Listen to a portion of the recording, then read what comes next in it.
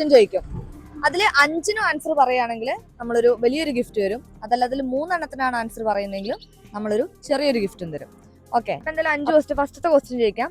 മോഹൻലാൽ അഭിനയിച്ച ഒരു സിനിമ, മോഹൻലാൽ അഭിനയിച്ച മലയാളത്തിലെ മോഹൻലാൽ അൽഷിമേഴ്സ് രോഗിയായിട്ട് അഭിനയിച്ച ഒരു ഫിലിമിന്റെ പേരെന്താണ്? തന്മാത്ര അല്ലേ?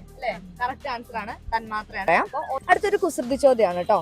സഞ്ചിയിൽ ഒരു കുസൃതി ചോദ്യം ആ ലെവലിൽ എടുക്കണേ. സഞ്ചിയില് പൂച്ച കയറിയിട്ടുണ്ടെങ്കിൽ നമ്മൾ അതിന് എങ്ങനെ പറയും?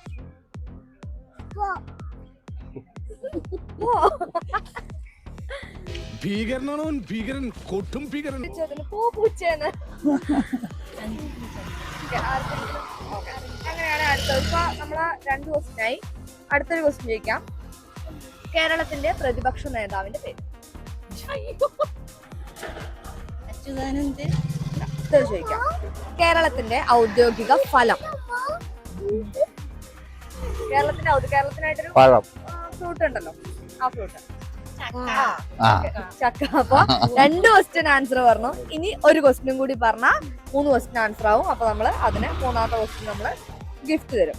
ഇതേപോലത്തെ ഒരു ക്വസ്റ്റ്യൻ ആണ്. കേരളത്തിന്റെ ഔദ്യോഗിക പക്ഷി ഏതാണ്? But why? The coefficient of linear expansion is the position of the hemoglobin in the atmosphere. But why? കേരളത്തിന്റെ ഔദ്യോഗിക പക്ഷി വേഴാമ്പൽ.